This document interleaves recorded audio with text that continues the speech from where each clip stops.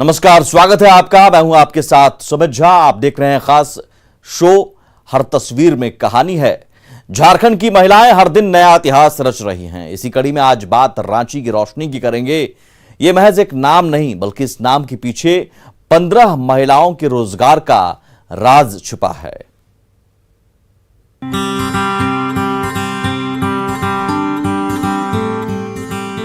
अब वो दौर नहीं जब गांव घर की महिलाएं चौका चूल्हा तक सीमित हैं, बल्कि आज की महिलाएं घर की चौखट को लांघकर नया इतिहास रच रही हैं।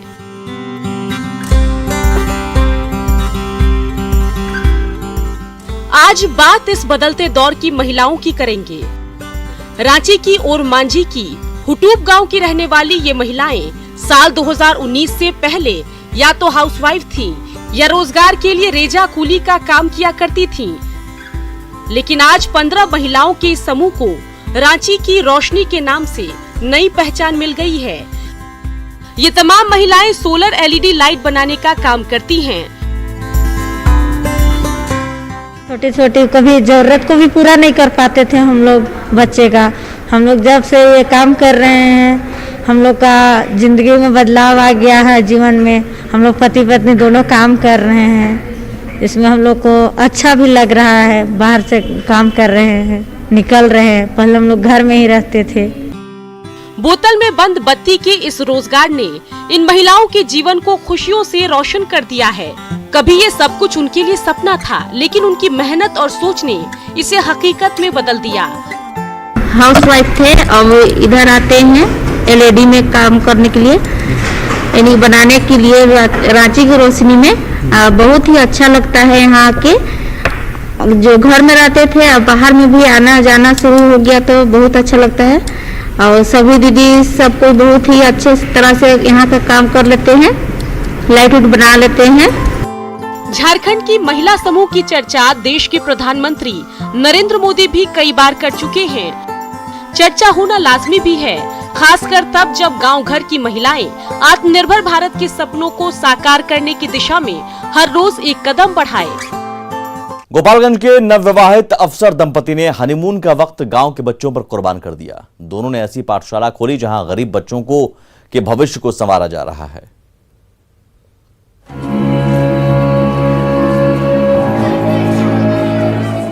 गोपालगंज के पिठौरी गांव में लगी ये पाठशाला बेहद खास है। टीचर बने हैं ऐसी गांव की मिट्टी से निकलकर अफसर बने विजय कुमार और उनके छात्र हैं गांव के गरीब बच्चे।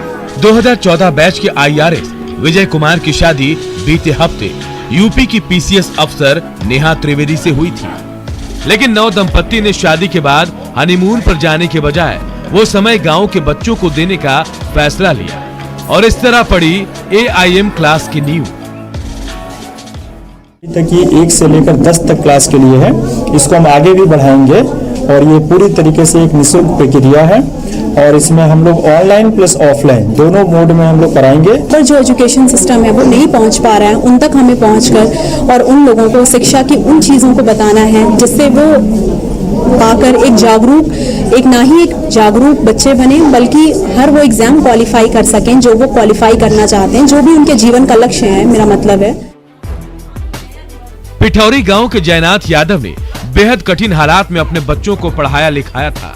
आज उनका बेटा बड़ा अफसर बनकर देश की सेवा कर रहा है, तो वो चाहते हैं कि इस गांव से कई और विजय निकले।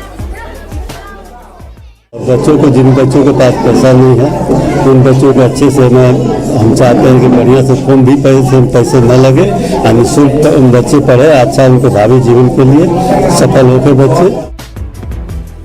विवाह के बाद हर नवदंपति हनीमून पीरियड को भरपूर एंजॉय करना चाहता है, लेकिन अफसरों के इस नवविवाहित जोड़े ने दिखा दिया कि हनीमून पीरियड को किस तरह से कुछ खास बनाया जा सकता है। मुकेश, न्यूज़ 18, गोपालगंज। देवघर में टॉक टू डीसी प्रोग्राम ने कमाल कर दिखाया है। दूर बैठे फरियादी सीधे डीसी से फरियाद कर रहे हैं, तो फैसला भी ऑन द स्पॉट हो रहा है। कंप्यूटर स्क्रीन के दूसरी ओर कई किलोमीटर दूर बैठा फरियादी अपनी गुहार लगा रहा है, जिसे स्क्रीन के इस ओर बैठे डीसी मंजुनाथ भजंत्री अपनी डायरी के पन्नों पर तो दर्ज कर ही रहे हैं, संबंधित अधिकारियों को त्वरित कार्रवाई का निर्देश दे रहे हैं। ये संभव हुआ है टॉक टू डीसी कार्यक्रम की बदौलत। कोरोना काल में अपनी शिकायत लेकर अब आपको देवघर आने की जरूरत नहीं, बस अपने गांव के प्रज्ञा केंद्र जाइए, रजिस्ट्रेशन कराइए और सीधे डीसी साहब से गुहार लगाइए। फैसला होगा ऑन द स्पॉट। रिस्पॉन्स अभी तक अच्छा रहा है और काफ़ी तरह के प्रॉब्लम्स हमको जो संज्ञान में आया है, जो कुछ सॉल्व हुए हैं और कुछ अभी काम चल रही है। देवघर के ग्रामीण अक्सर पीडीएस में गड़बड़ी, पंचायत सेवक की घूसखोरी और सरकारी योजना में लूट खसोट से जूझते रहते हैं। लाल फीताशाही की वजह से अब तक न उनकी फरियाद दूर बैठे हाकिम तक पहुंच पाती है और न कभी इन समस्याओं का निदान होता है। लेकिन अब ऐसी तमाम शिकायतें आसानी से दूर हो रही हैं। पीड़ितों को न्याय मिल रहा है तो भ्रष्टाचारियों के बीच खलबली मची है। ऋतुराज, न्यूज़ 18, देवघर। औरंगाबाद के बालू कारोबारियों ने सोन नदी को खोखला कर दिया है। नदी के गर्भ से इतना बालू निकाल लिया गया है कि अब कुछ ही भी बचा ही नहीं है।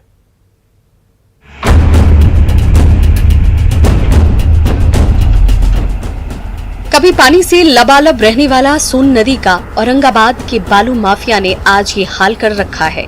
इससे निकलने वाली सुनहरी रेत ट्रकों में भर भर कर बिहार ही नहीं झारखंड और पश्चिम बंगाल के कोने कोने तक भेजी जाती हैं।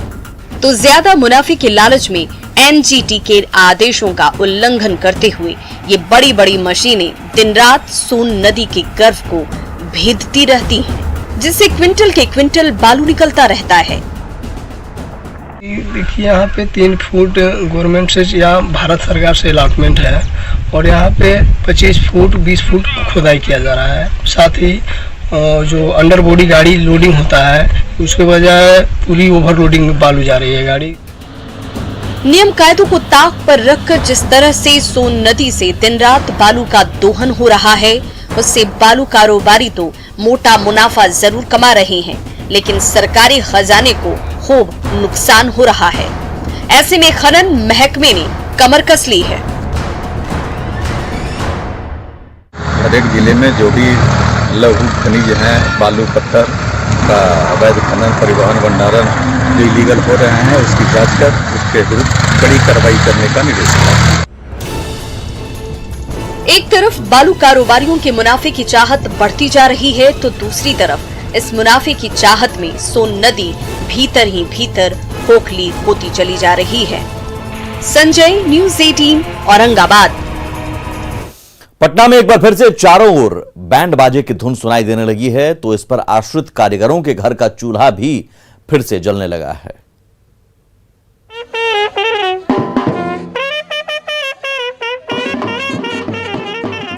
बैंड और बाजा हर बारात की शोभा होती है। इसी बैंड बाजे की धुन पर नाचते गाते बारातियों की टोली लेकर जब दूल्हे राजा घोड़ी पर निकलते हैं तो वो नजारा बेहद खास होता है।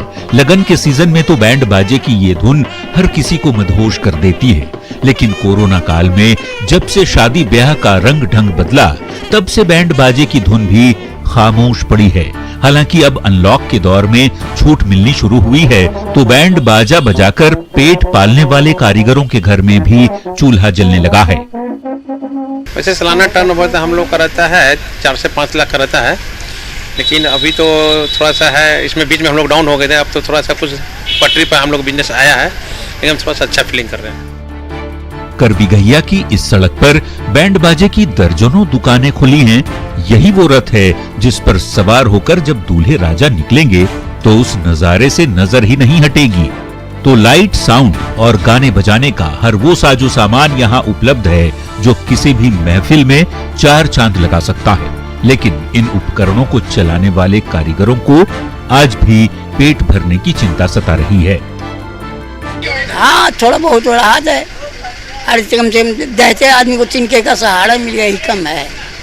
अब किसी के सामने हाथ नहीं पसारना पड़ता है। शादी ब्याह के मौसम में बैंड बाजे की डिमांड बढ़ी है, तो इस पर आश्रित कारीगरों की जिंदगी में थोड़ा सुकून लौटा है। लेकिन जैसे ही ये सीजन खत्म होगा, इनके सामने फिर से रोजी रोटी की समस्या आ खड़ी होगी। Nancy, news 18, Patna.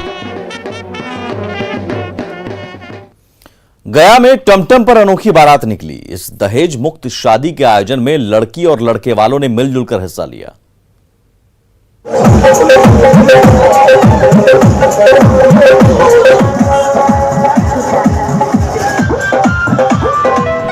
फूलों से सजा टमटम है और उस पर सवार हैं दूल्हे राजा साधु गुप्ता।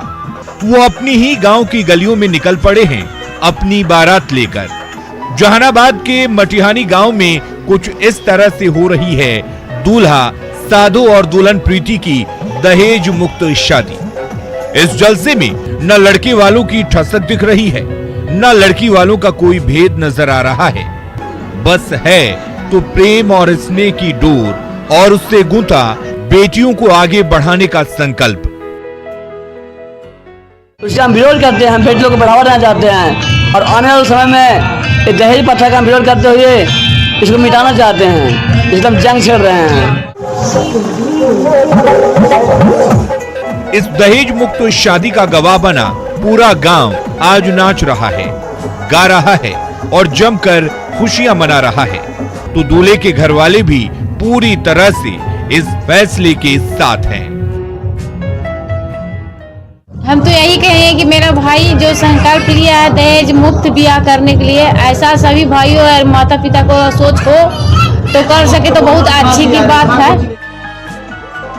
विवाह के आयोजनों में वर पक्ष की मांग पूरी करते करते लड़की वाले अक्सर कर्ज में डूब जाते हैं, लेकिन शादियां इसके बिना भी हो सकती हैं।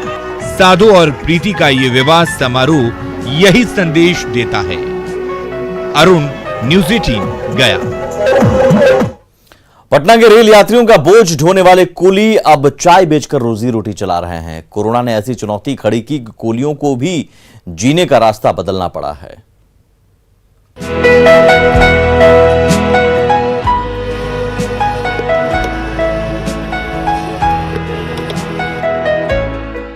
पटना में ठंड कुछ ज्यादा ही बढ़ गई है, तो रेलवे स्टेशन के ठीक बाहर कुलियों के स्टॉल में जलती अंगीठी के ऊपर चढ़ी चाय की केतली से भाप निकल रही है।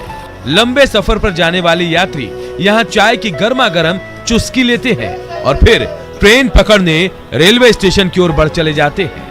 रेलवे स्टेशन में मुसाफिरों का बोझ ढोने वाले कुछ कुली ही इस टी स्टॉल को चलाते हैं। जब से लॉकडाउन हुआ भैया हम लोग को भुखमरी आ गई। हम लोग काम चाहे पर टाइम निकाल देते हैं, काम करते प्लेटफार्म पर जब गाड़ी आती है तो प्लेटफार्म पर चल जाते हैं और नहीं रहा गाड़ी तो हम लोग चाय बेचते हैं। पटना रेलवे स्टेशन पर गाड़ियों के आने की घोषणा यहाँ से साफ सुनाई देती है। जैसे ही ट्रेन आने का पता चलता है, ये कुली दौड़े भागे स्टेशन जाते हैं, मुसाफिरों का बोझ ढोते हैं तो बाकी समय टी स्टॉल पर ग्राहकों को चाय की प्यालियां परोसते हैं। लॉकडाउन हुआ है तो घर का परिस्थिति खराब होने के कारण ये ट्रेन आती है, जाते हैं फिर चलाते हैं। कोरोना काल में पटना रेलवे स्टेशन के इन कुलियों की जिंदगी बेपटरी हो गई थी, लेकिन चाय के इन प्यालियों ने इन कुलियों को एक बार फिर उम्मीदों की रेल पर सवार होने का मौका दे दिया है। रजनीश, न्यूज़ 18 पटना। समस्तीपुर का गूगल बॉय अंकित अपनी प्रतिभा से सबको हैरान कर रहा है। उसे न सिर्फ पवित्र मंत्र कंठस्थ है बल्कि और अभी तक प्रशासन की तरफ से कोई मदद नहीं मिला। कुदरत ने भले ही प्रदीप को दोनों पैरों और हाथों से लाचार कर दिया हो, लेकिन बदले में ऐसी नेमत बख्शी कि इन तस्वीरों से हर कोई उनका मुरीद बनता जा रहा है। अदिति सिन्हा, न्यूज़ 18 लोहरदगा।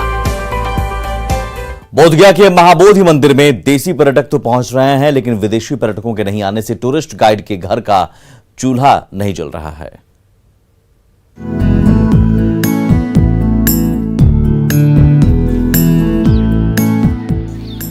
बोधगया का महाबोधि मंदिर धीरे धीरे सैलानियों से गुलजार होने लगा है।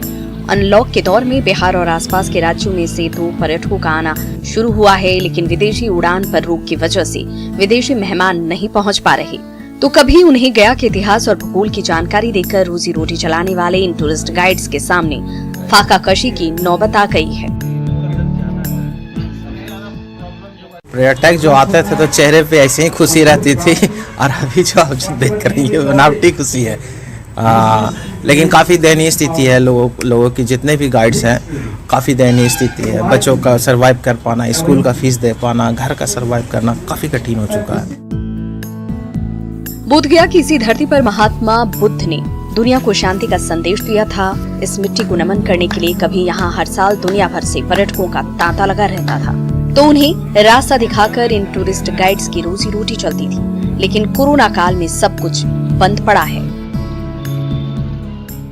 हम लोग सरकार से बस यही सपोर्ट चाहते हैं, कोई अस्थायी जगह हम लोग को मिले और अस्थायी रूप से जैसे जो काम मिले हम लोग को, और रेगुलर काम मिलता रहे, जिससे हम लोग का जो जीवन जो है चलता रहे।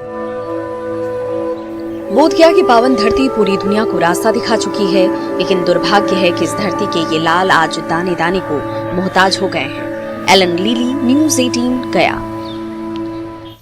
तस्वीरें अभी और भी हैं।